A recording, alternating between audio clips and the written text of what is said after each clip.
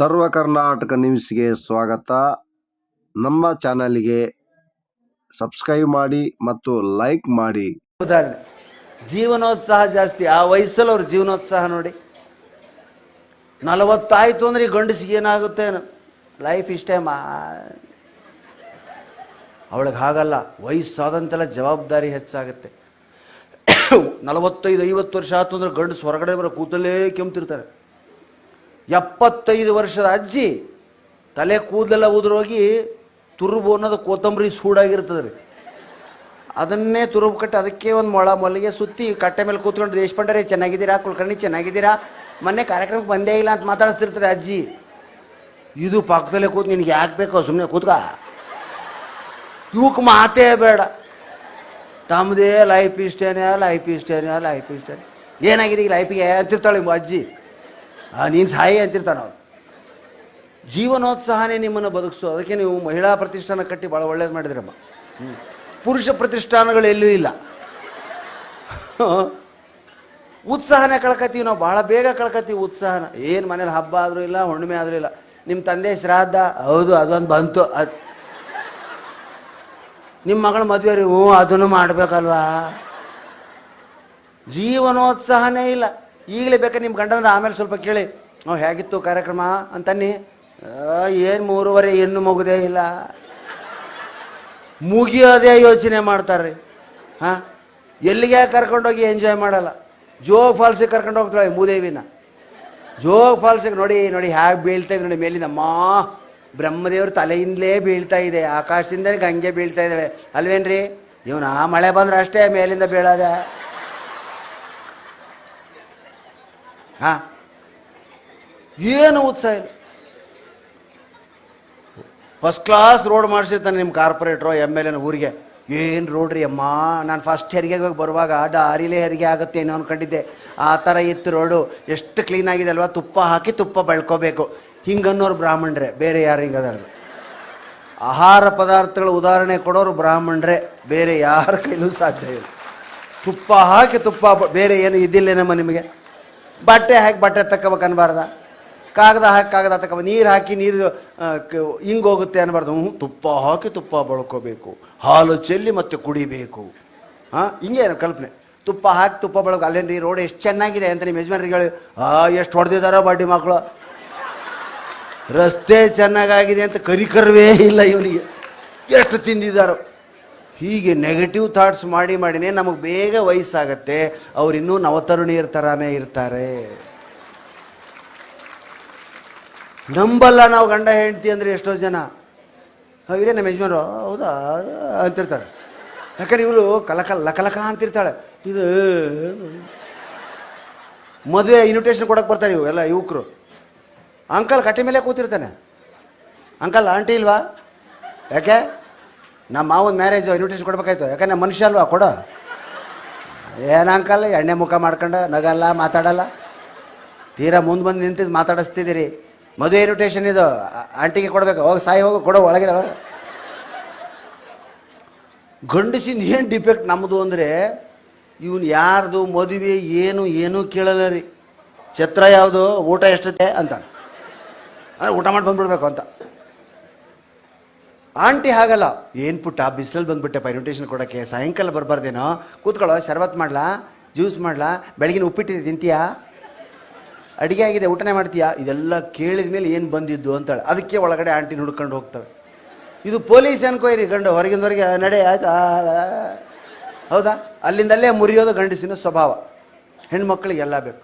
ಕಡೆಗೆ ಇನ್ವಿಟೇಷನ್ ಕೊಟ್ಟು ಕೇಳಿದ ಆಂಟಿ, ಮ್ಯಾರೇಜು ರಿಸೆಪ್ಷನ್ ಎರಡೂ ಬೆಂಗಳೂರಲ್ಲೇ, 25 ಮದುವೆ 30 ರಿಸೆಪ್ಷನ್, ಎರಡಕ್ಕೂ ಬರ್ಬೇಕು ಆಂಟಿ ಅಂದು. ಏನೋ ತಿಂಡಿ ಕೊಟ್ಲು, ತಿಂತ.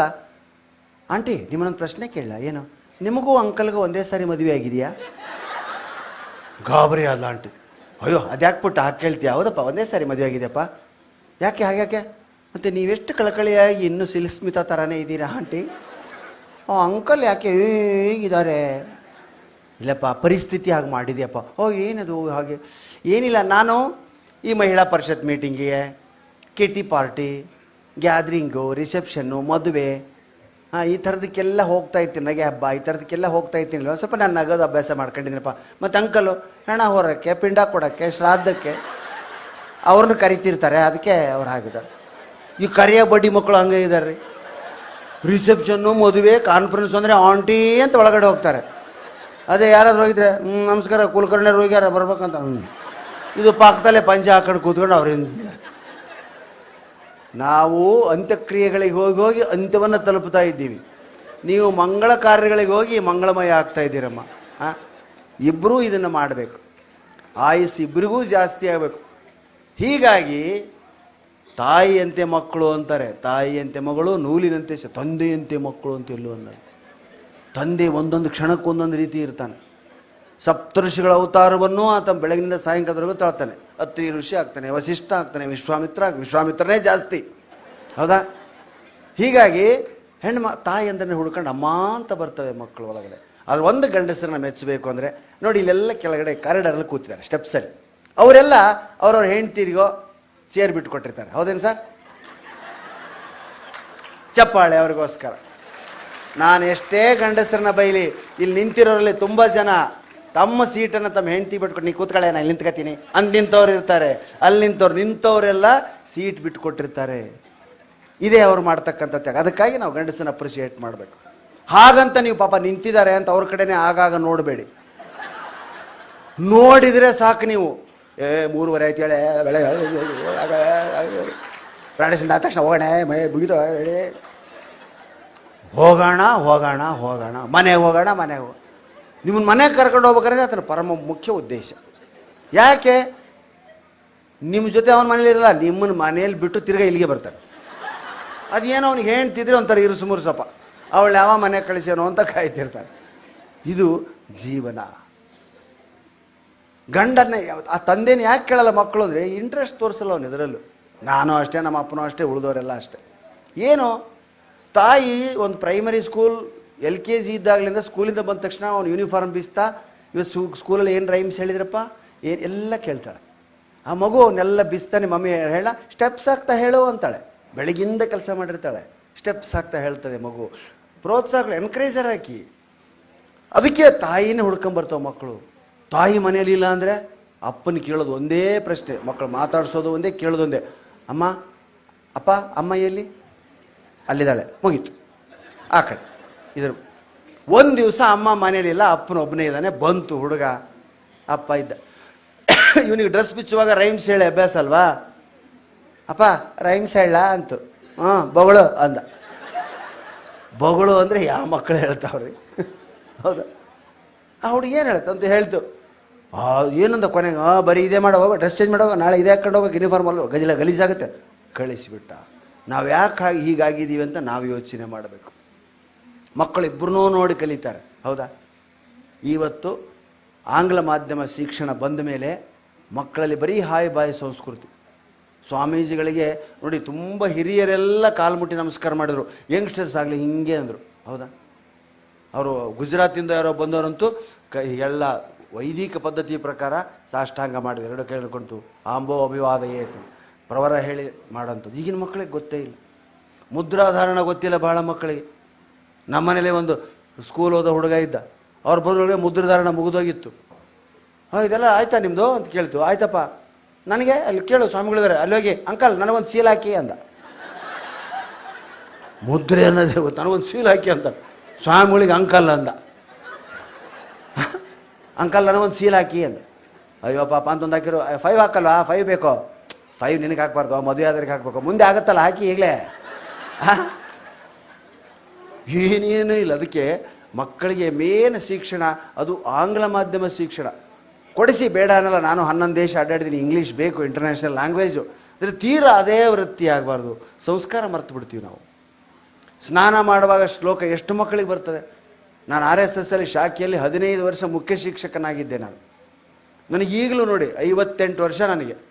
ಈಗಲೂ ತಂಬಿಗೆಯಲ್ಲಿ ನೀರು ತೊಗೊಂಡು ಭುಜಕ್ಕೆ ಹಾಕ್ಕೊಂಡ್ರೆ ಪ್ರಾತಸ್ಮರಣೆ ಬರ್ತದೆ. ಗಂಗಾ ಸಿಂಧುಶ್ಚ ಕಾವೇರಿ ಯಮುನಾಚ ಸರಸ್ವತಿ ರೇವಾ ಮಹಾನದಿ ಗೋದಾ ಬ್ರಹ್ಮಪುತ್ರ ಪುನಾ ತಮಾಂ ಅಯೋಧ್ಯ ಮಥುರಾ ಮಾಯಾ ಕಾಶಿ ಕಾಂಚಿ ಅವಂತಿಕಾ ಪುರಿದ್ವಾರಾವತಿ ಚೈವ ಸಪ್ತೈತ ಮೋಕ್ಷದಾಯಕ ಪ್ರಯಾಗಂ ಪಾಟಲಿ ಪುತ್ರಂ. ನೋಡಿ, ಕಂಟಿನ್ಯೂ ತೀರ್ಥಕ್ಷೇತ್ರಗಳು, ಪುಣ್ಯಕ್ಷೇತ್ರಗಳು, ನದಿಗಳು, ಪ್ರಾತಸ್ಮರಣೆ. ಈಗಿನ ಮಕ್ಕಳೇ ಬರೀ ಇಲ್ಲ ಅಲ್ಲ ಅಲ್ಲ ಅಲ್ಲ ಅಲ್ಲ ಅವ ಯಾವ ಫೇಮಸ್ ಇರುತ್ತೆ. ಈಗಂತೂ ಚೂಟು ಚೂಟು ಅಂತೈತೆ, ಚುಮು ಚುಮು ಅಂತ. ಸ್ನಾನಕ್ಕೂ ಅದೇ, ಊಟಕ್ಕೂ ಅದೇ. ನಿನಗಲ್ಲಪ್ಪ ಚುಟು ಚುಟು ಅಂತಿರೋದು, ನಿಮ್ಮ ಅಪ್ಪ ಅಮ್ಮನಿಗೆ ಚುಟು ಚುಟು ಅಂತಿರ್ತದೆ. ಎಂಥ ಮಗನ ನಡೆದ್ವಲ್ಲ ನಾವು ಅಂತೇಳಿ. ಮಕ್ಕಳಿಗೆ ಇವನು ಕಲಿಸಿ. ಮಕ್ಕಳಂತೂ ಇಷ್ಟು ಫಾರ್ವರ್ಡ್ ಆಗಿದ್ರೆ ಅವ್ರಿಗೆ ಗೊತ್ತಿಲ್ಲದೆ ಇರೋ ವಿಷಯನೇ ಇಲ್ಲ. ಏನಕ್ಕೆ ಪಕ್ಕದಲ್ಲಿ ಅಜ್ಜಿ ಇದ್ದಾಳೆ ಕೇಳೋ, ಅಜ್ಜ ಇದ್ದಾನೆ ಕೇಳೋ, ಕೇಳಲ್ಲ. ನಾನು ನೆಟ್ಟಲ್ಲಿ ಸರ್ಚ್ ಮಾಡ್ಕೊತೀನಿ, ಗೂಗಲಲ್ಲಿ ನೋಡ್ಕೊತೀನಿ. ಗೂಗಲಲ್ಲಿ ನೋಡಿ ನೋಡಿ ಗೂಗಿಗಳಾಗ್ತಾವೆ ಮಕ್ಕಳು. ಯಾರನ್ನೂ ಮಾತಾಡ್ಸಲ್ಲ, ಯಾರೂ ಬೇಕಿಲ್ಲ. ಅಮ್ಮ ಅವ್ರನ್ನ ಬೇಗ ಕಳಿಸು ಅಂತವೆ. ನಾನೊಂದು ಮನೆಗೆ ಹೋಗಿದ್ದೀನಿ ಸರ್, ಅಮೇರಿಕಾದಲ್ಲಿ ಒಂದು ಮನೆಗೆ ಹೋಗಿದ್ದೀನಿ. ನಮ್ಮವ್ರದ್ದೇ ಮನೆ, ಇಲ್ಲಿ ಅವ್ರದ್ದೇ. ಊಟಕ್ಕೆ ಕರೆದಿದ್ರು ರಾತ್ರಿ ಡಿನ್ನರಿಗೆ. ನಾನು ಅವ್ರು ಹೆಂಡ್ತಿದ್ದೆ, ದೊಡ್ಡ ಮನೆ, ಅರಮನೆ ಇದ್ದಾಗಿದೆ. ಊಟ ಮಾಡ್ತಿದ್ದೀನಿ, ಅವ್ರ ತಂದೆ ಹೋಗಿ ಫೋನ್ ಬಂತು, ಫೋನ್ ಮಾಡಿದರು. ಹಲೋ, ನೀ ಇರಬೇಕಾಗಿತ್ತಮ್ಮ, ಇವತ್ತು ಭಾಳ ಚೆನ್ನಾಗಿದೆ ಮನೆ, ಪ್ರಾಣೇಶ್ವರ್ ಬಂದಿದ್ದಾರೆ ಗೊತ್ತಾ, ನಿನ್ನ ಮಿಸ್ ಮಾಡ್ಕೊತಿದ್ದೀವಮ್ಮ ಅಂತ. ಪಾಪ ಕಣ್ಣಲ್ಲಿ ನೀರು ತಂದ್ರು ಅವರು. ಮತ್ತೇನೇನೋ ಹೇಳಿದರು. ಅವ್ರಿಗೆ ಕೇಳಿದರು ನಿಮ್ಗೆ ಎಷ್ಟು ಮಕ್ಕಳು ಅಂತೆಲ್ಲ. ಚೆನ್ನಾಗಿತ್ತಮ್ಮ ಜೊತೆಯಲ್ಲಿ ಊಟ ಮಾಡಿದರೆ ಅಂತ. ಪಾಪ ಬಂದು ಕಣ್ಣೀರು ಒರೆಸ್ತಾ ಕೂತ್ಕೊಂಡ್ರು. ನಾನು ಎಲ್ಲಿದ್ದಾಳೆ ನಮ್ಮ ಮಗಳು, ಬೇರೆ ದೇಶದಲ್ಲಿ ಇದ್ದಾಳೆ ಅಂತ. ಸರ್ ಹೌದಾ, ನಿಮ್ಮ ಮಗಳು ಇಲ್ಲಿ ಬೇರೆ ದೇಶದಲ್ಲಿ? ಇಲ್ಲ ಸರ್, ಇಲ್ಲೇ ಮಹಡಿ ಮೇಲಿದ್ದಾಳೆ. ಮಹಡಿ ಮೇಲಿರೋ ಮಗಳನ್ನ ಫೋನ್ ಮಾಡಿ ತಂದೆ ಊಟಕ್ಕೆ ಕರೆಯುವಂಥ ಪರಿಸ್ಥಿತಿ. ಸಹಭೋಜನೆ ಇಲ್ಲ, ಜೊತೆ ಕೂತು ಊಟ ಮಾಡಲ್ಲ. ನಾನು ಆಮೇಲೆ ತಿಂತೀನಿ, ಇಲ್ಲ ಹಾಕ್ಕೊಂಡೋಗಿ ಕಂಪ್ಯೂಟರ್ ನೋಡ್ತಾನೇ ತಿಂತಾರೆ. ಯಾರ ಜೊತೆ ಬೆರೆಯಲ್ಲ. ಬಂದವ್ರ ಜೊತೆ ಎರಡು ಮಾತ್ರ. ಅವ್ರು ನಿಂತು, ನಾನು ಎಷ್ಟೋ ಜನ ಹುಡುಗಿನ ನಿಮ್ಮ ಮಕ್ಕಳು ಕರೀರಿ ಅಂತೀನಿ. ಅವ್ರು ಬಂದು ನಿಂತರೆ ಪ್ರಶ್ನೆಗಳು ಕೇಳ್ತೀನಿ ಅವ್ರಿಗೆ. ಎಲ್ಲದಕ್ಕೂ ಹೌದು uncle, yes uncle, okay uncle, ಇಷ್ಟೇ. Uncle uncle uncle uncle, twinkle twinkle little star ಅಂತ ನಾನೆದ್ದು. ಯಾಕೆ ಹೀಗೆ? ಆ ಸಂವಹನ ಬೇಕು, ಮಾತು ಬೇಕು. ಮಕ್ಕಳಿಗೆ ಅದನ್ನು ಕಲಿಸಿ. ನೀವು ಹಂಪೆಗೆ ಬಂದಿದ್ದೀರಾ ಎಷ್ಟು ಜನ? ಯಾರಾದರೂ ನಮ್ಮ ಕಡೆ ಭಾಗಕ್ಕೆ ಹಂಪೆ, ಅಂಜನಾದ್ರಿ ಬೆಟ್ಟಗಳು ನೋಡಿದ್ದೀರಾ? Very good. ಅಂಜನಾದ್ರಿ ಅದು ಆಂಜನೇಯ ಹುಟ್ಟಿದ ಸ್ಥಳ. ರಾವಣ ಸೀತೆಯನ್ನು ಕರ್ಕೊಂಡು ಹೋಗ್ಬೇಕಾದ್ರೆ ಆಕೆ ಒಡವೆಗಳನ್ನ ಹಾಕಿದ್ದಲ್ಲಿ, ಅದು ಕಿಷ್ಕಿಂದೆ ಅಂತ ಕರೀತಾರೆ. ಅದು ನಮ್ಮ ಭಾಗನೇ. ಕಿಷ್ಕಿಂದ ಹನುಮನುದಿಸಿದ ನಾಡು ಅಂತಾರೆ ನಮ್ಮ ಗಂಗಾವತಿ, ಕಂಪ್ಲಿ, ಹೊಸಪೇಟೆ ಈ ಭಾಗಕ್ಕೆಲ್ಲ. ಅಲ್ಲಿ ಹಾಕಿದ್ದು. ತಿರ್ಗಾ ರಾಮ ಲಕ್ಷ್ಮಣರು ವನವಾಸದಿಂದ ಅಲ್ಲಿ ಬಂದಾಗ ಅವನ್ನು ತೋರಿಸಿದರು. ನೋಡಿ, ಈ ಥರ ಯಾರೋ ಒಬ್ಬ ತುಂಬ ದಿನಗಳಿಂದ ಈಗ ಹೋಗ್ತಿದ್ದ, ಹೀಗೆ ಹಾಕಿ ಹೋಗಿದ್ದಾನೆ. ರಾಮ ಅವನು ನೋಡಿದ ತಕ್ಷಣ ಮೂರ್ಛೆ ಹೋಗಿಬಿಟ್ನಂತೆ. ತಡ್ಕೊಳಕ್ಕಾಗಲಿಲ್ಲ ಅವನಿಗೆ. ಲಕ್ಷ್ಮಣನಿಗೆ ಕೇಳಿದರು, ನೋಡಿ ಇವು ನಿಮ್ಮ ಅತ್ತಿಗೆವೇನ ನೋಡಿ. ಅವನು ಕಾಲುಂಗ್ರ ಮಾತ್ರ ಗುರುತಿಸಿದನಂತೆ ಲಕ್ಷ್ಮಣ. ಕಾಲುಂಗ್ರ. ಅವರಂದರು ಮೂಗ್ಬಟ್ಟಲ್ಲ, ಬೈತಲ್ ಸೆಟ್ ಅಲ್ಲ, ನೆಕ್ಲೆಸ್ ಅಲ್ಲ, ಡಾಬ್ ಅಲ್ಲ, ಬರೀ ಕಾಲುಂಗ್ರ ನೋಡಿ ಅತ್ತಿಗೆದಂತ ಹೇಳಿದ್ರಲ್ಲ ಅಂತಂದಾಗ ಲಕ್ಷ್ಮಣ ಕೊಟ್ಟಂಥ ಉತ್ತರ ಜಗತ್ ಪ್ರಸಿದ್ಧ, ಭಾರತದ ತತ್ವಜ್ಞಾನಕ್ಕೆ ಹಿಡಿದ ಕನ್ನಡದ. ಏನು? ನಾನು ಅತ್ತಿಗೆ ಮುಖವನ್ನು ಎಂದೂ ಕಣ್ಣೆತ್ತಿ ನೋಡಿಲ್ಲ, ಅವಳಿಗೆ ನಿತ್ಯ ಕಾಲಿಗೆ ನಮಸ್ಕಾರ ಮಾಡುವಾಗ ಕಾಲುಂಗರಗಳನ್ನ ಮಾತ್ರ ನೋಡಿದ್ದೆ. ಇದು ಅತ್ತಿಗೆ. ಈಗ ಹೇಗಿದೆ ನಮ್ಮ ಮಕ್ಕಳ ಪರಿಸ್ಥಿತಿ? ನಮ್ಮ ಮಹಾಮನಿಗೆ 5 ವರ್ಷದ ಮಗ ಇದ್ದಾನೆ. ಫಸ್ಟ್ ಡೇ ಸ್ಕೂಲ್ಗೆ ಹೋಗಿ ಬಂದ. ಹೇಗಿದೆ ಸ್ಕೂಲು? ಚೆನ್ನಾಗಿದೆಯಪ್ಪ, ಟೀಚರ್ ಸೂಪರ್ ಅಂದ. 6 ವರ್ಷ 7 ವರ್ಷದ ಮಕ್ಕಳು, ಟೀಚರ್ ಸೂಪರ್. ಹೇಯ್, ಟೀಚರು ನಿಮ್ಮ ತಾಯಿ ಸಮಾನ, ಅವಳು ತಾಯಿ ಇದ್ದಾಗ ನಿನಗೆ, ಹಾಗೆಲ್ಲ ಅವಳಿಗೆ ಸೂಪರ್ ಗೀಪರ್ ಅನ್ನಬಾರ್ದು. ಹೋಗಪ್ಪ, ಎಲ್ಲ ನಿನಗೆ ಟಚ್ ಮಾಡ್ಕೊತೀಯ, ನಮಗೇನೇ ಇಲ್ವಾ? ಇಂತಹ ಮಕ್ಕಳು ಈಗೇನು. ಅದಕ್ಕೆ ದಯವಿಟ್ಟು ಶಾಲೆ ಓದಿ ರ್ಯಾಂಕ್ ಬನ್ನಿ, ಜೊತೆಗೆ ಸಾಹಿತ್ಯ, ಸಂಸ್ಕೃತಿ, ವೇದಗಳು ನೋಡಿ. ನಾನು ಇಷ್ಟೆಲ್ಲ ಹಾಸ್ಯ ಹೇಳಿದ್ರು ನನ್ನ ಮೆಚ್ಚಿನ ಗ್ರಂಥ ಭಾಗವತ. ನಾನು ನಿತ್ಯ ಒಂದು ಅಧ್ಯಾಯ ಭಾಗವತವನ್ನು ಓದಿ ಮಲಗ್ತೇನೆ ಸ್ನೇಹಿತರೆ. ವಿಷ್ಣು ಸಹಸ್ರನಾಮವನ್ನು ದಿನಕ್ಕೆ 3 ಸಾರಿ ಅಂತೀನಿ. ನನ್ನ ಜೇಬಲ್ಲೇ ವಿಷ್ಣು ಸಹಸ್ರನಾಮ ಬುಕ್ಸ್ ಇಟ್ಟಿದ್ದೀನಿ. ನಾನು ಬುಕ್ಸ್ ನೋಟ್ಬುಕ್ ಅದನ್ನು ನೋಡಿ ಅಂತಾನೇ ಇರ್ತೀನಿ. ಕೆಲವು ಇಡೀ ಶ್ಲೋಕ ಬರೀ 22 ನಿಮಿಷ 16 ಸೆಕೆಂಡ್ ವಿಷ್ಣು ಸಹಸ್ರನಾಮ. ಕೇಳಿದರು ಅಂದರು ಅಂದರೆ ಸ್ವಲ್ಪ ಜಾಸ್ತಿ ಆಗುತ್ತೆ ಅನ್ಕೊಳ್ಳಿ. ಒಂದೊಂದು ನಾಮಕ್ಕೂ ಒಂದೊಂದು 40, ನಮ್ಮ ದೇಹದಲ್ಲಿ ಏನಿದೆ 64,000 ನರಗಳು ಏನು, ಅವು 78 ನರಗಳು, 72,000 ನಾಡಿಗಳಿಗೆ ಒಂದೊಂದು ಮಂತ್ರ ಔಷಧಿ. ಯಾವ ನಾವು ನಾಮಗಳನ್ನು ಅಂತಾನೋ ರೋಗಗಳೇ 72,000 ರೋಗಗಳೇ ಇಲ್ಲ. ಒಂದೊಂದು ರೋಗಕ್ಕೊಂದೊಂದಿದೆ. ಅಷ್ಟು ಬೇಡ ಅಂತ ಇನ್ನೂ ಕೆಲವರು ಸರಳೀಕೃತಗೊಳಿಸಿದ್ದಾರೆ. ನಿಮ್ಮ ರಾಶಿಗೆ, ನಿಮ್ಮ ನಕ್ಷತ್ರ ತಕ್ಕಂತ ಇದನ್ನು ಒಂದಾದರೂ 11 ಸಾರಿ ಅನ್ನಿ ನೋಡಿ, ಅದನ್ನು ಹುಡುಕಿದ್ದಾರೆ. ಹಣ ಬೇಕಿತ್ತು, ಅದಕ್ಕಾದರೂ 4 ಸಾಲಿಂದನ್ರಿ. ಹಣದ ತೊಂದರೆ ಇದೆ, ಆರ್ಥಿಕ ತೊಂದರೆ. ವಿಸ್ತಾರ ಸ್ಥಾವರ ಸ್ಥಾಣೋ ಪ್ರಮಾಣ ಭುಜಮಯಂ ಅರ್ಥೋ ಅನರ್ಥೋ ಮಹಾಕೋಶೋ ಮಹಾಭೋಗೋ ಮಹಾಧನ. ಹಣಕಾಸಿನ ತೊಂದರೆ ಇರೋರು ಇದನ್ನು ಅನ್ಬೇಕು. ಬಂಧುಗಳು ಸರಿ ಇಲ್ಲ ಸರ್, ಅವ್ರ ಮನೆ ನಾವು ಬರಲ್ಲ, ನಮ್ಮ ಮನೆಗೆ ಅವ್ರಾಗಲ್ಲ. ಸತ್ವವಾನ್ ಸಾತ್ವಿಕ ಸತ್ಯ ಸತ್ಯ ಧರ್ಮಪರಾಯಣ ಅಭಿಪ್ರಾಯ ಪ್ರಿಯಾರ್ಹೋರ್ಹ ಪ್ರಿಯ ಕತ್ಪ್ರೀತಿ ವರ್ಧನ. ಇದನ್ನು ದಿನಕ್ಕೆ 11 ಸಾರಿ ಅಂದರೆ ಅವರೇ ನಿಮ್ಮನ್ನು ಹುಡ್ಕೊಂಬಂದು ಮಾತಾಡಿಸ್ತಾರೆ ಅಂತ ಬದಲಾವಣೆ ನಿಮ್ಮ ದೇಹದಲ್ಲಿ ಮನಸ್ಸಿನಲ್ಲಿ ಮಾತಿನಲ್ಲಿ ಆಗುತ್ತೆ ಆ ಮಂತ್ರದಿಂದ. ಎಷ್ಟು ಬೇಕು. ನಂದು ಕರ್ಕರಾಶಿ ಆಶ್ಲೇಷಕ್ತ ಸ್ಕಂದದರು ದುರ್ಯೋ ವರದೋ ವಾಯ, ನಾ ಪೂರ್ತಿ ಅಂತೀನಿ. ಅದು ಹೇಗೆ ಅಂದರೆ ಬರೀ ಮುಖ ಅಷ್ಟೇ ತೊಳ್ಕೊಂಡಂಗೆ, ಒಂದೊಂದು ಶ್ಲೋಕ ಅಂದರೆ ಬರೀ ಕೈ ಅಷ್ಟೇ ತೊಳ್ಕೊಂಡಂಗೆ, ಕಾಲು ಅಷ್ಟೇ ತೊಳ್ಕೊಂಡಂಗೆ, ಇಡೀ ಸ್ನಾನ ತಲೆಗೆ ನೀರು ಹಾಕ್ಕೊಂಡಂಗೆ ಅಲ್ಲಿಂದ ಇಲ್ಲಿವರೆಗೂ ಸಹಸ್ರನಾಮಗಳು ಅಂದುಬಿಟ್ರೆ ಹೌದಾ, ಎಷ್ಟು ಅದ್ಭುತವಾಗಿದೆ ರೀ. ನಾವು ಭಾಷಣಕಾರ ಏನನ್ಬೇಕು, ಸುವರ್ಣ ಬಿಂದು ರಕ್ಷೊಬ್ಬ ಸರ್ವವಾಗೀಶ್ವರೇಶ್ವರ ಮಹಾಹೃದೋ ಮಹಾಗರ್ತೋ ಮಹಾಭೂತೋ ಮಹಾನಿಧಿ. ಅಕ್ಷರಗಳ ಅಧಿಪತಿ ನೀನು, ಸುವರ್ಣ ಬಿಂದೋ ಮಹಾರಕ್ಷೋ. ನನಗೇನಾದ್ರೂ ತಪ್ಪುಗಳಾಗಲಾದಂತೆ ಪಾಲಿಸು ಆ ಮಂತ್ರಗಳೊಂದು ಶುರು ಮಾಡೋಕ್ಕೆ ಭಾಷಣಕಾರರಿಗಿದೆ, ವ್ಯಾಪಾರಿಗಳಿಗಿದೆ. ದಯವಿಟ್ಟು ಆ ಪುಸ್ತಕಗಳನ್ನ ಕೊಂಡ್ಕೊಳ್ಳಿ. ಮಕ್ಕಳಿಗೆ ವಿಷ್ಣು ಸಹಸ್ರನಾಮ ಕಲಿಸಿ. ಯಾವ ಕೋಂಪ್ಲಾನ್ ಬೇಡ, ಹಾರ್ಲಿಕ್ಸ್ ಬೇಡ. ಈಗಿನ ಮಕ್ಕಳು ತಂದೆ ತಾಯಿ ಹೆಸರು ಹೇಳಲ್ಲ. ನೀ ಯಾರ ಮಗು? I am a Complan boy. ಅವರಪ್ಪ ಏನು ಬಾಯ್ ಬಡ್ಕೋಬೇಕಾ? I am a Complan girl. Advertisement ನೋಡಿ ಮಾತ್ರ ಮಕ್ಕಳು ಬೆಳೆಸಬೇಡಿಯಮ್ಮ. ಸಂಸ್ಕಾರಗಳನ್ನ ಹೇಳಿಕೊಟ್ಟು ಮಕ್ಕಳು ಬೆಳೆಸಿ. ಮಕ್ಕಳಿಗೆ ಏನಂತಾರೆ ತಿನ್ನೋಕೆ ಕೊಡಿ. ಅಯ್ಯೋ ಅದು ಬೇಡ, ಪ್ರೋಟೀನ್ ಇದೆ. ನೀವು ಕೊಡೋ ಆಹಾರದಲ್ಲೇ ಆ ಪ್ರೋಟೀನ್ ಇಲ್ಲ. ಹಲ್ಲುಗಳು ನೋಡಿ, ಈಗಿನ ಮಕ್ಕಳಿಗೆ ಬಹಳ ಬೇಗ ಹಲ್ಲು ಹೋಗುತ್ತೆ. ಇಲ್ಲಿ ಯಾರು ಅಜ್ಜಂದ್ರೆ ನಮ್ಮ ಕಡೆ ಬರ್ಬೇಕು ನೀವು. 80 ವರ್ಷಕ್ಕೂ ಹಲ್ಲು ಬಿದ್ದಿಲ್ಲ, ಇನ್ನೂ ಕೆಲವರು ಇದ್ದಾರೆ ಹಲ್ಲೇ ಬೇದ್ರಲ್ಲ. ಯಾಕೆ? ಇಜ್ಜಲು ತಿಕ್ತಿದ್ರು, ಮುಗೀತು ಅಷ್ಟೇ. ಈಗ ನಿಮ್ಮ ಪೇಸ್ಟ್ನಲ್ಲಿ ಉಪ್ಪಿದೆಯೇ? ಈಗ ಮತ್ತೆ ಹೊಸ ನಿಮ್ಮ ಪೇಸ್ಟ್ನಲ್ಲಿ ಲವಂಗ ಇದೆ, ನಿಮ್ಮ ಪೇಸ್ಟ್ನಲ್ಲಿ ಯಾಲಕ್ಕಿ ಇದೆ, ನಿಮ್ಮ ಪೇಸ್ಟ್ನಲ್ಲಿ ದಾಲ್ಚಿನ್ನಿ ಇದೆ. ಅದೇನು ಕಿರಾಣಿ ಅಂಗಡಿನ? ಮೈಸೂರು ಕಡೆ ನಿಮ್ಮ ಪೇಸ್ಟ್ನಲ್ಲಿ ಮೈಸೂರು ಮಲ್ಲಿಗೆ ಇದೆಯೇ ಅಂತ ಬಂದರು. ಇದು ಅದು ನಮ್ಮ ವಿಜಾಪುರ ಹುಬ್ಬಳ್ಳಿ ಕಡೆ ಏನು ಬರ್ಬೇಕ್ರಪ್ಪ, ನಿಮ್ಮ ಪೇಸ್ಟ್ನಲ್ಲಿ ಪುಂಡಿಪಲ್ಲೆ ಇದೆಯೇ ಅಂತ ಕೇಳ್ಬೇಕಾಗ್ತದೆ. ಹೌದಾ? ಅವನ್ನ ನೋಡಿ ಬಳಸೋದು. ಸದಾ ಇದು ನೂಡ್ಲ್ಸ್ ಇಲ್ಲ ಇದೆಯಾ, ಮತ್ತು ಮ್ಯಾಗಿ ಬಂತ? ಮಾಮ ಅದಂತೂ ಅದ್ಭುತ. ಹಲ್ಲಿಗೆ ಕೆಲಸ ಎಲ್ಲಾರ್ದಕ್ಕೋಸ್ಕರ ಮಕ್ಕಳಿಗೆ ಹಲ್ಲು ಬರುತ್ತಮ್ಮ, ಜ್ಞಾಪಕ ಇಟ್ಕೊಳ್ಳಿ. ಬಾಯಲ್ಲಿ ಎಷ್ಟಿದೆ ಹಲ್ಲು? 32. ಯಾರು ಎಣಿಸಿಲ್ಲ, ಆದರೂ ಹಂಗೆ ಹೊಡಿತೀವಿ. 32 ಹಲ್ಲುಗಳು ಬಾಯಲ್ಲೇ ಯಾಕಿದೆ? ಹೊಟ್ಟೆಯಲ್ಲಿ ಇರಬೇಕಾಗಿತ್ತಲ್ಲ, ಆಹಾರ ಅರಗೋದು ಹೊಟ್ಟೆಯಲ್ಲ. ಇಲ್ಲ, ಇಲ್ಲಿ ಅಗದು ಹೋಗಬೇಕದು ಒಳಗಡೆ, ಅದಕ್ಕೆ ಇಲ್ಲಿ ಹಲ್ಲಿದೆ. 32 ಸಾರಿ ಅಗಿಬೇಕು. ಅಗಿಯೋದಕ್ಕೆ ಸಮಯ ಇಲ್ಲ. ಮಮ್ಮಿ ಟೈಮ್ ಆಯಿತು, ಮಮ್ಮಿ ಆಫೀಸಿಗೆ ಲೇಟ್ ಆಯಿತು, ಮಮ್ಮಿ ಬಸ್ ಬಂತು, ಮಮ್ಮಿ ಫೋನ್ ಬಂತು, ಗುಳುಮ್ ನುಂಗೋದು. ಒಳಗಡೆ ಪೇನ್ ಸ್ಟಾರ್ಟ್. ಅಗಿಬೇಕು. ಅದಕ್ಕೆ 32 ಹಲ್ಲುಗಳಿರೋದು. ಅದರಲ್ಲೂ ಮ್ಯಾಗಿ ಅಂತೂ ಅಗಿಯಾಗ ಇಲ್ಲ. ಅಮ್ಮ ಮಗ ಇಬ್ಬರು ಕೂತ್ಕೊಂಡು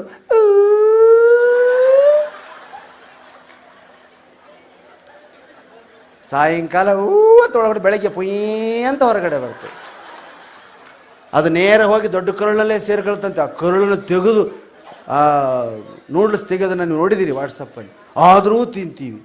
ಮಕ್ಕಳಿಗೆ ರವೆ ಉಂಡೆ ಗೊತ್ತಿಲ್ಲ, ಚಕ್ಲಿ ಗೊತ್ತಿಲ್ಲ, ಕೋಡುಬೇಳೆ ಗೊತ್ತಿಲ್ಲ, ನಿಪ್ಪಟ್ಟು ಗೊತ್ತಿಲ್ಲ, ಹೆಸರು ಟುಂಡೆ ಗೊತ್ತಿಲ್ಲ, ಬೇಸಿನ ಗೊತ್ತಿಲ್ಲ, ಊಟವೇ ಗೊತ್ತಿಲ್ಲ. ರೊಟ್ಟಿ ಅಂತೂ ನಿಮಗೆ ಗೊತ್ತೇ ಇಲ್ಲ ಅಲ್ವಾ?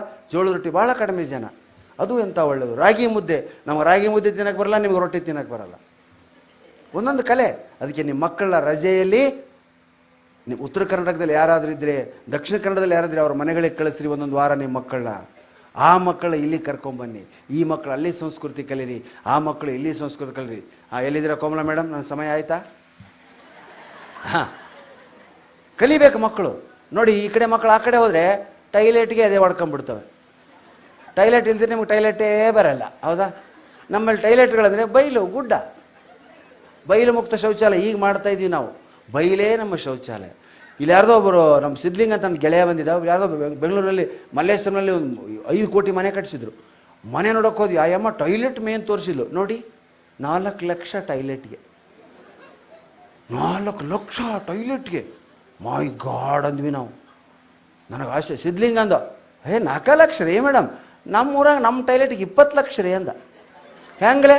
10 ಲಕ್ಷಕ್ಕೆ 1 ಎಕರೆ ರೀ, 2 ಎಕರೆ ಹೊಲ್ದಾಗ ಕುಂದಿರ್ತೀವಿ ನಾವು. 20 ಲಕ್ಷ ಆತಲ್ರಿ. ಈಗ ಬೈಲಲ್ಲಿ ಹೋಗಬಾರ್ದು ಅಂತ ಕೆಲವು ಕಡೆ ಬಳ್ಳಾರಿ ಕುರುಗಡ ಕಡೆ ಬೈಲಿಗೆ ಹೋಗಲ್ರಿ, ಗುಡ್ಡದಾಗ ಹೋಗ್ತಾರೆ. ಗುಡ್ಡದಾಗ ಹೋಗೋದೇ ಒಂದು ಕೆಲಸ. ಪಿಕ್ನಿಕ್ ಹೋದಾಗ ಹೋಗ್ತಾರೆ ಟೈಲೆಟ್ಗೆ. ನೀವು ನಂಬಲ್ಲ ಬೆಂಗಳೂರು ಜನ. ನಿಮಗೆ ಈಗಂತೂ ಟೈಲೆಟ್ ಬಾತ್ರೂಮ್ಸ್ ಐತಲ್ಲ, ಸೂ ರೆಸ್ಟ್ ರೂಮ್, ಅದನ್ನು ಕೋಮಲವಾಗಿ ಹೋಗಿ ಬರ್ತಾರೆ. 20-30 ಜನ ಕಾಕ ಮಾವ ಎಲ್ಲರೂ ಸೇರಿ ಪಿಕ್ನಿಕ್ ಹೋದಂಗೆ ಹೋಗ್ತಾರೆ ಟೈಲೆಟ್ಗೆ. ಎಲ್ಲರೂ ಗುಡ್ಡದಾಗ ಹೋಗಿ ಮುಂದೊಂದು ಕಲ್ಲು ಮರಿ ಮಾಡಿಕೊಂಡು ಮುಖ ಅಷ್ಟ ಕಾಣೋ ಕುಂದಿರ್ತಾರೆ, ಮಾತಾಡ್ಕೊಂತ ಕುಂದಿರ್ತಾರೆ ರೀ. ಅವಾಗ ದ್ರೋಣ ಕ್ಯಾಮ್ರಾ ಇದ್ದಿಲ್ಲ ನಮ್ಮ ಪುಣ್ಯ. ಈಗ ಬಂದವ. ಅದು ಎಂಥ ಆನಂದ ಅವಾಗ, ಕಲ್ಪನೆನೇ ಇಲ್ಲ ಯಾರಿಗೂ ಏನು. ಕೊನೆಯ ಒಂದು ಮಾತನ್ನು ಹೇಳಿ ನಾನು ಮುಂದಿನ ಈ ಹಿರಿಯ ದಂಪತಿಗಳ ಸನ್ಮಾನ ಕಾರ್ಯಕ್ರಮಕ್ಕೆ ಅನುವು ಮಾಡಿಕೊಡ್ತೀನಿ. ನನ್ನ ಸಮಯ ಆಗ್ತಾ ಬಂತು. ನಿಮ್ಮಲ್ಲಿ ತಂದೆ ತಮ್ಮನಿಗೆ ಏನಂತೀರಿ? ಚಿಕ್ಕಪ್ಪ. ನಮ್ಮ ಕಡೆ ಕಾಕ. ಎಲ್ಲದಮ್ಮ? ಬಿಜಾಪುರ ಜಮಖಂಡಿ ಕಡೆ ಕಾಕ. ಈ ಹೈದರಾಬಾದ್ ಕರ್ನಾಟಕ ಬಳ್ಳಾರಿ ರಾಯಚೂರು ಕೊಪ್ಪಳ ಕಕ್ಕ. ನಿಮ್ಮ ಚಿಕ್ಕಪ್ಪ ನಮ್ಮ ಕಕ್ಕ, ನಮ್ಮ ಕಕ್ಕ ನಿಮಗೂ ಚಿಕ್ಕಪ್ಪ. ಎಷ್ಟು ವ್ಯತ್ಯಾಸದ ಭಾಷೆ ಒಳಗೆ. ಹಾಂ, ಈ ಹುಡುಗಿಗೆ ಗೊತ್ತೇ ಇಲ್ಲ. ಈ ಬೆಂಗಳೂರು ಹುಡುಗಿಗೆ 8 ವರ್ಷದ ಹುಡುಗಿ ಬರೀ ಬೆಂಗಳೂರಾಗ ಇದ್ಲು. ಇದಕ್ಕಿದಂತೆ ಅವ್ರದ್ದು ಯಾರ್ದೋ ಒಂದು ಮ್ಯಾರೇಜ್ಗೆ ಬಂದುಬಿಡ್ತು. ಆ ಹುಡುಗಿ ತಂದಿಗೆ 6 ಜನ ತಮ್ಮಂದರು.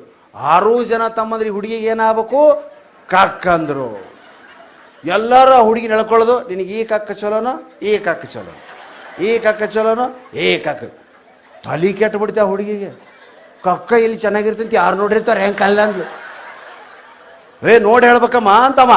ಅವಾಗ ಅದು ಗೊತ್ತಿಲ್ಲ, ಇದು ಗೊತ್ತಿಲ್ಲ. ಆ ಹುಡುಗಿ ಹೇಳವಲ್ತು. ತಂದೇನು ರಾತ್ರಿ ಕೇಳ್ತು, ಅಪ್ಪ ಏನಪ್ಪ ಇವರೆಲ್ಲ ಕಕ್ಕ ಚೆನ್ನ ಅಂತ ಕೇಳ್ತಾರೆ. ಯಾಕೆ ಹೇಳಪ್ಪ? ನಾನು ಹೇಳ್ಬೇಕಮ್ಮ ಅದರಲ್ಲಿ ಏನೋ ಅಂತ ಅವರಪ್ಪ. ಅವನು ಎರಡು ಮಿಕ್ಸ್ ಸಂಸ್ಕೃತಿ ಪಾಪ ಒಂದು. ಕಡೆಗೆ ಇನ್ನೇನು ಅವತ್ತು ರಾತ್ರಿ ಬಸ್ ರಿಸರ್ವ್ ಮಾಡಿಸ್ಯಾರ, ಹೋಗ್ಬೇಕು ಊರಿಗೆ. ಬಿಡಲಿಲ್ಲ. ಅದ್ರಾಗ ಒಬ್ಬ ದೊಡ್ಡ ಕಕ್ಕ ಹಿಡ್ಕೊಂಡು, ನೀನು ಹೇಳಬೇಕು ಇವತ್ತ, ಈ ಕಕ್ಕ ಚಲೋನ, ಈ ಕಕ್ಕ ಚಲೋನ, ಈ ಕಕ್ಕ ಚಲೋ. ಈಗ ಆ ಹುಡುಗಿ ನನ್ನ ಕಕ್ಕನೇ ಚಂದ ಅಂತ. ಅದಕ್ಕೆ ನಗಬೇಕು ಅಂತ ಮನಸ್ಸು ಮಾಡಿದವನಿಗೆ ಒಂದು ಸಣ್ಣ ಚಿಕ್ಕಪ್ಪ ಕಕ್ಕ ನಗಿಸ್ಬಲ್ದು, ಒಂದು ಸಣ್ಣ ಘಟನೆ ನಗು ತರಿಸ್ಬಲ್ತು. ಇಲ್ಲ ನಾನು ನಗೋದಿಲ್ಲ ಅನ್ನೋನಿಗೆ ಏನು ಮಾಡಿದ್ರು ನಗಿಸೋದಕ್ಕೆ ಸಾಧ್ಯ ಇಲ್ಲ ಸ್ನೇಹಿತ. ಅದಕ್ಕೆ laughter is the best medicine ಅಂತಾರೆ, ಬೆಸ್ಟ್ ಥೆರಪಿ. ತೆಳ್ಳಗಿರೋರು ದಪ್ಪ ಆಗ್ತಾರೆ, ದಪ್ಪಗಿರೋರು ತೆಳ್ಳಗಾಗ್ತಾರೆ ನಕ್ಕರೆ. ಎಂಥ ಅದ್ಭುತ. ಮೈ ಬಿಸಿ ಆಗಿದ್ದರೆ ತಂಪಾಗ್ತದೆ, ಚಳಿ ಆಗಿದ್ದರೆ ಬಿಸಿ ಆಗ್ತದೆ. ನಗುವಿಗಿರ್ತಕ್ಕಂಥ ಶಕ್ತಿ. ಚಳಿಗಾಲದಲ್ಲಿ ನಕ್ಕರೆ ಮೈ ಬಿಸಿ ಆಗುತ್ತೆ, ಬೇಸಿಗೆಯಲ್ಲಿ ನಕ್ಕರೆ ಮೈ ತಂಪಾಗುತ್ತೆ. ಎಂಥ ಅದ್ಭುತ ಸೃಷ್ಟಿ ಭಗವಂತ ಮಾಡಿರೋದು. ಅದಕ್ಕೆ ಎಂಡಾರ್ಫಿನ್ ಅಂತಕ್ಕಂಥ ಒಂದು ಹಾರ್ಮೋನ್ ಬಿಡುಗಡೆ ಆಗ್ತದೆ ಸ್ನೇಹಿತರೆ ನಗೋದ್ರಿಂದ. ಅದು ನಿಮ್ಮ ಅನೇಕ ಮಾನಸಿಕ ಸಮಸ್ಯೆಗಳನ್ನ ದೂರ ಮಾಡ್ತದೆ. ಅದಕ್ಕೆ ಸದಾ ನಗನಗ್ತಾ ಇರಿ. ಅದಕ್ಕಾಗಿ ಈ ನಮ್ಮ ಕರ್ನಾಟಕ ವನಿತಾ ಪ್ರತಿಷ್ಠಾನ ಇದೆ, ಖರ್ಚು ಮಾಡ್ಕೊಳ್ಳೋದು ಬೇಕಿಲ್ಲ. ನಿಮ್ಮ ಮನೇಲಿ ನೀವೇ ನಗೋದನ್ನು ಕಲೀರಿ. ನನ್ನ ಕೆಲವು ಪುಸ್ತಕಗಳು ಇವತ್ತಿಲ್ಲಿ ತರೋದಾಗಿಲ್ಲ. ಸಪ್ನಾದಲ್ಲಿ, ಬುಕ್ ಶಾಪ್ಗಳಲ್ಲಿ ಪ್ರಾಣೇಶ್ ಪ್ರಪಂಚ, ಪ್ರಾಣೇಶ್ ಪಯಣ, ನಕ್ಕವ ಗೆದ್ದವ ಮತ್ತು ನಕ್ಕರೆ ಅಕ್ಕರೆ ಅಂತ 4 ಪುಸ್ತಕ ನಾನು ಬರೆದಿದ್ದೀನಿ. ಅದರಲ್ಲಿ ಯಾವ ಮಹಾನ್ ಗ್ರಂಥ ಇಲ್ಲ, ಮಹಾನ್ ವಿಷಯ ಇಲ್ಲ.